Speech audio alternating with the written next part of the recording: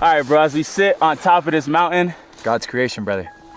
my question for you is, what was the lowest moment in your life? The lowest point in my life, brother, was when I decided to endeavor into entrepreneurship, and my family kind of rejected it.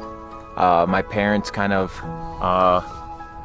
went away, my family kind of went away, and I was in it for myself. You know, they said, go get a job, do the 9-to-5, do the traditional stuff, and if you don't do that, it felt kind of like they isolated me alone. It was about 1.5 years, but I realized that it was the necessary thing in order to get to the next level. And I know a ton of people go through it, bro, that having your family hold you back. It was a low point, but now they know the truth.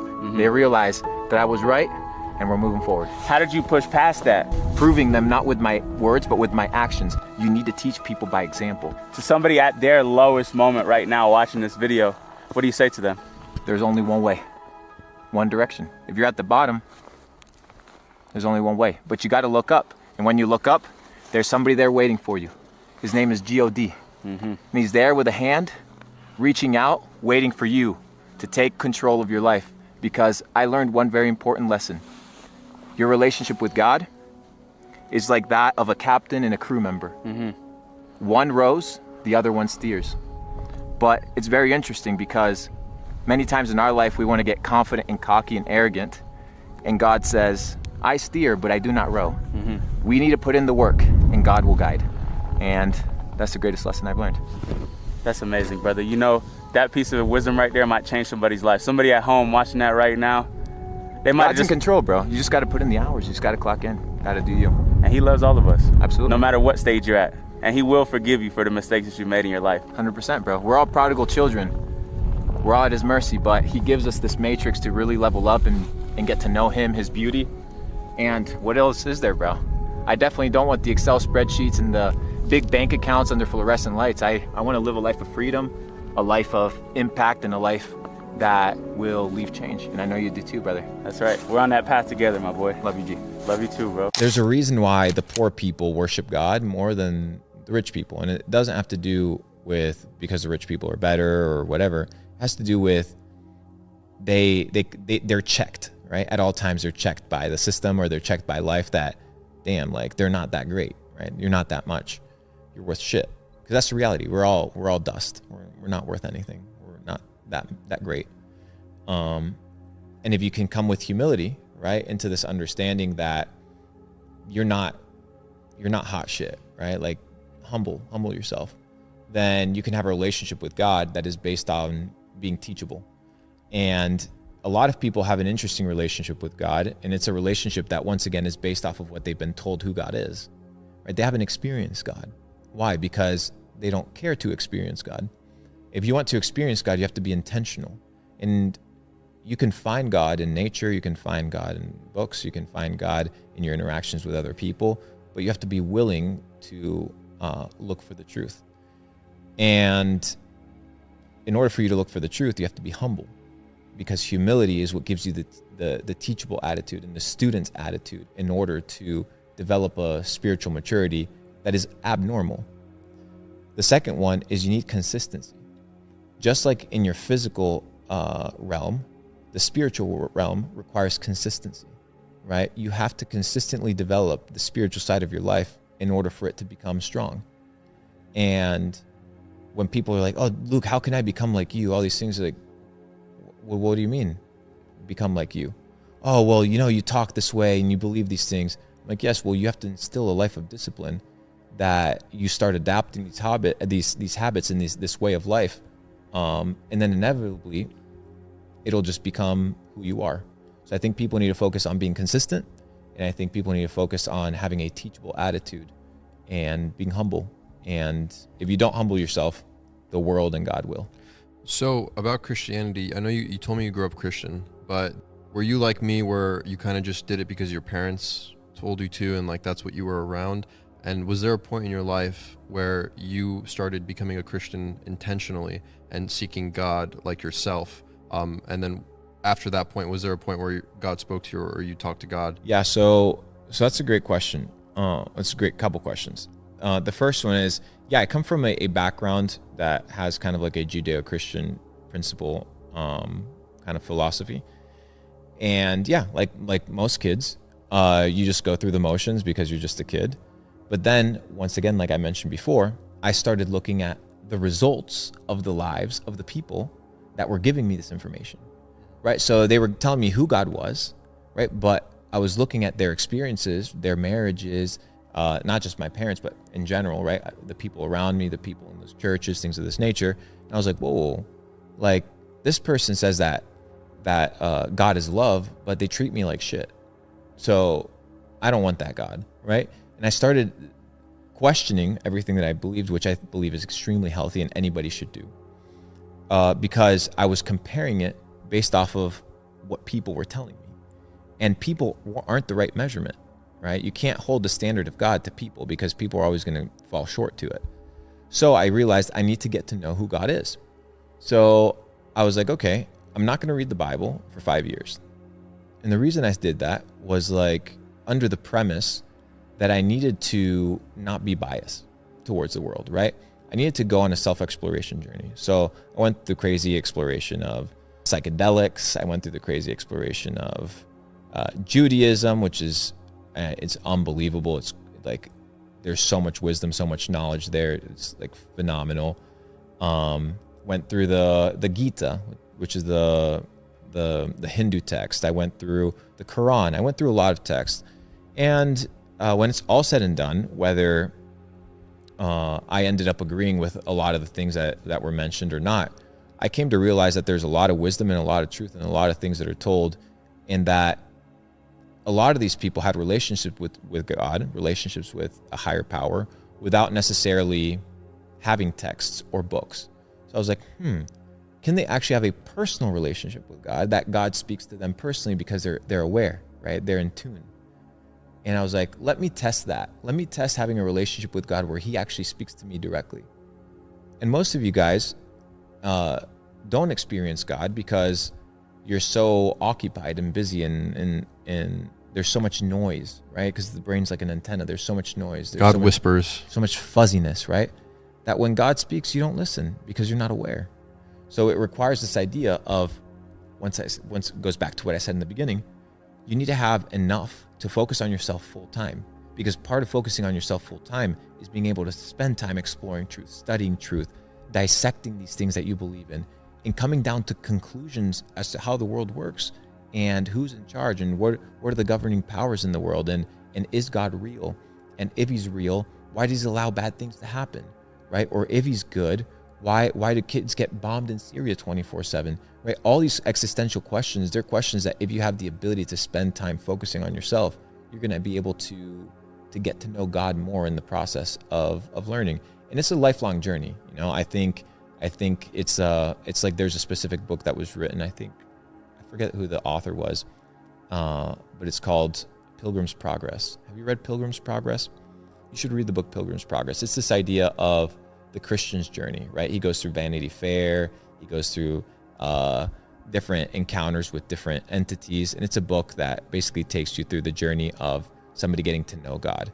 So I'm in that journey of getting to know God, and it's a lifelong journey. But like I said in the beginning, in the kind of the 3 tenets, you need to be able to be teachable and humble and consistent. So if you can focus on being teachable, humble, and consistent, and you are in tune of what God wants to teach you, then he will.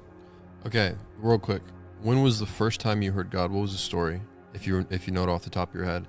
And how? I actually don't remember. You don't remember? No, I don't. When was remember. The last time? Okay, the last time, it's a crazy story. So it's a story that I said yesterday. I was in Josh Retreat and I went on kind of like a fasting journey myself. And I went up to the desert by myself 5 days on fasting, just water. And I had psychedelics with me. So I had mushrooms and I had DMT. And I had an encounter with God, and I knew it was God because it was the same voice that had been speaking to me before. And we were just having a conversation regarding being ready, right? And he was basically telling me that I wasn't ready to achieve certain things in life. And I asked him why. And he said, that's for you to figure out.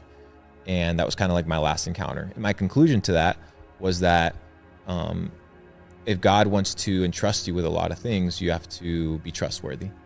And if he can't trust you with the small things, he's not going to trust you with the big things. And I realized that there was things in my life that he couldn't trust me in because I hadn't surrendered the small shit. Like I hadn't surrendered my habits with eating. I hadn't surrendered my habits with how I perceived money, or I hadn't surrendered my habits with pride, right? All these things that need to be out of the way in order to be used in a higher way. So that was the last time I had a one-on-one conversation with God that was phenomenal to remember.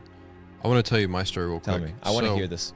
Yeah, I whenever you pray, because no one ever taught me how to pray, I would just listen when I was in the church to how people would do it, and prayer was mostly comprised of asking for God for things like, please protect me here, take care of this, please bless this guy, just request on request on request. And then someone brought it to my attention, a pastor. He was like, when is the last time you prayed and you didn't say anything, you didn't ask for anything? Like, if God is your father, when's the last time you didn't ask him for something and you just sat there and listened to him speak? If you have the chance and the ability to speak with the God of the entire universe and all you do is ask him for stuff, like, when's the last time you just sat there and listened and you were silent? And I was silent for like 15 minutes. And then something came on my heart to talk about, which was the sin that I committed earlier. And I said, I'm sorry for committing this sin. I apologize. And it was nothing. And I thought about it. And then the pastor, I remember him saying, God hates it when you're dishonest, and he likes honesty and truth. So like, for example, he used this example. If you were with your wife and you did something specific, and then you said, I'm sorry for something broad, that it pertains to it, it doesn't, scratch the itch. Like, she wants you to be specific about what you're sorry for. And so God hates that. And I said, okay, I'm going to try again. I'm sorry for doing this. Nothing. Okay, that's not it. And then I went deeper. And then on the fourth time, I was completely open-hearted and honest. And it was, I'm sorry, God, I'm sorry that I did not take you seriously. That's what it was. That's why I committed the sin, because I knew it was a sin, but I still did it. And I did it because I didn't care and I didn't take him seriously. And in the middle of me saying that, I said, I'm sorry I didn't take you seriously. He said, it's okay. And that was the first time I heard him. And I started like crying. It was insane. Epic. Yeah. Epic. And it's like I said, bro, it's the honesty and the student's mind. Yeah. Like the encounter we had yesterday, right? It's this idea, it's the recognition, it's the humility, dude. You need to be humble. And if you're humble, God will talk to you. It is the truth. And people will want to combat me on this. And I'm sorry that people's life journey has put them in a situation where it may be more difficult to perceive certain things. But like you said, sometimes you just have to sit in silence and you have to struggle. This idea that God's just going to talk to you because you asked him to talk to you when you haven't given him attention for your entire life, and he's just observing your actions and you don't really care about him. You don't think about him all day. Your actions don't say that you are who you are. Why would he do anything for you? Oh, well, he loves me. Yeah, but do you love him? That's a really good point. So how do you know? How do you know that this is that this God, this Christian God, is the true God? Because a lot of Christians would describe it as like faith is like a battle, and you're fighting against the world, and you're having to. It's faith. That's what faith is you're believing in something. God is not here on this earth. We can't physically see him or touch him or talk to him here. How do you know that this is real? Because you shall know the truth, and the truth shall set you free. Not you shall believe it. Not you shall force yourself to adopt it. It's you shall know. And I just know. And I'm not in the quest of defending God. God doesn't need to be defended. I'm just in the quest of making sure that how I live is, and I'm a bad Christian, like that's how I label myself. I'm a bad Christian. I'm the guy that goes against the grain. I'm the guy that you're not going to see going to church and singing songs with the rest of the people, but you'll see me in Liberia building water wells. You know what I mean? Like, I'm going to do the things that God is calling me to do in the way that he's calling me to do it. I'm not going to be constrained by somebody else's opinions, by orthodoxy, by others' ways of operating. And what I will say is that even the Christianity of the West is very different to the Christianity in other places of the world. If you go to the Middle East, the Christianity in the Middle East is very different. If you go to South Korea, the Christianity of South Korea is very different. If you go to Nigeria, the Christianity in Nigeria is very different.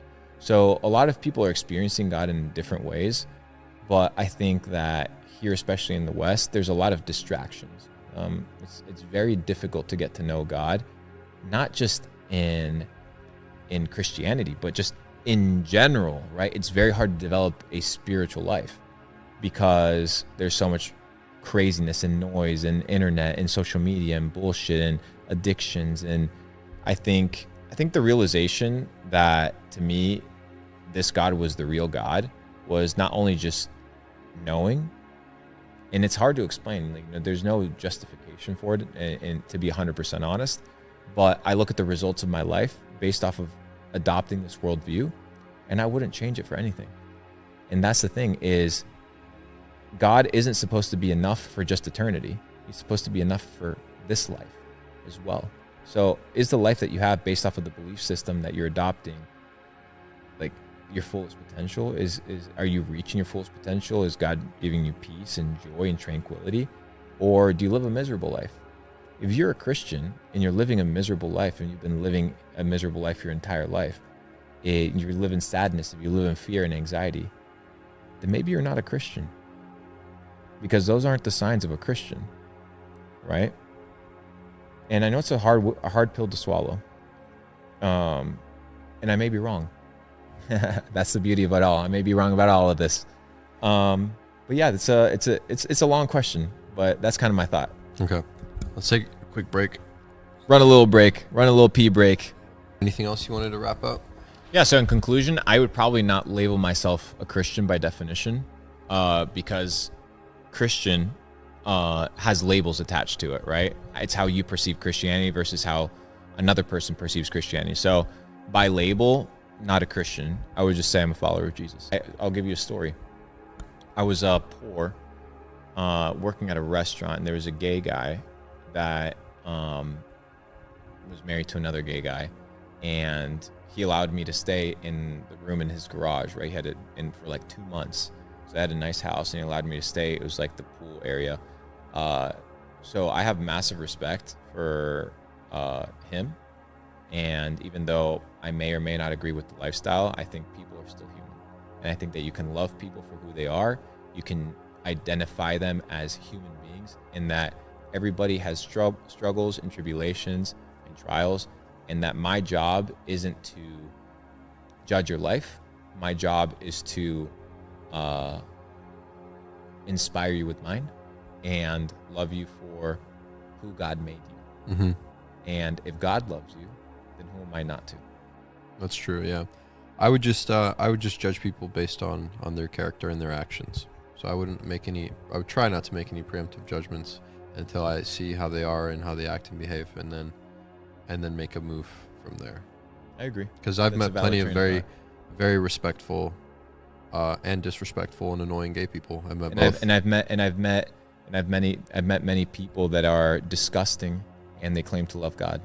Yeah. So I'm not, you know what I mean? It's people's condition and people's nature. So I'm just in the side right now, dude, of loving people for who they are. And I know it sounds like a super crazy train of thought as a dude that believes in half of the conspiracies that exist in the world, that understands how the financial system works, that could be so bitter at the world. But you can't be truly red-pilled if you're bitter at the system, because you are the system. You are part of the virus just as much as everybody else. And if you understand that, now you look at everybody with grace and with humility. And that's kind of how I see it. Is there anything that I haven't asked you that you think people should know, or that you want to share your thoughts on? Anything you're passionate about? No, I think we're good. You think you got it all? I think it's been a great conversation. I think. Is there anything you want to ask me? Yeah. I want to say something about you. Okay. I am highly impressed, and I'm not often impressed. I'm highly impressed by the way that you think. I'm highly impressed by what you've achieved. I'm highly impressed by your goals and your ambition, and I challenge you to put God first, to not forget Him, to understand that what you have has been given to you, and that is merely in your possession for a temporary period of time. that you are merely a steward of what is given to you, and that you will be judged not for having acquired it, but what you did with it. Well, you will be judged by how you acquired it as well, but you will be judged by what you do with it. And to whom much is given, much is required. So you have a big responsibility on your shoulders, but you have an alliance. You have an ally. You have people like me that are in your corner and willing to support you in your endeavors and to check you when you get out of line. And I think that if we can build relationships like this that are based off of helping people achieve their fullest potential, like I want to see you achieve yours, you can build really meaningful things in life. So I encourage you to stay on the narrow path and to question consistently and in perpetuity all the information that you receive, to keep God first, to be humble, and to lead by example. And that when you look at yourself in the mirror, bro, that you know you're legit. Nobody else needs to see that you're legit. Doesn't matter. Mm-hmm. But when you look at yourself in the mirror, you're like, you're the real deal. And when you get to that point, you will have achieved success. Well, thank you for that, first of all. And likewise, on the way you think, I'm really impressed too. And I accept your challenge. So I will do that. Thank you for having me on the podcast, brother.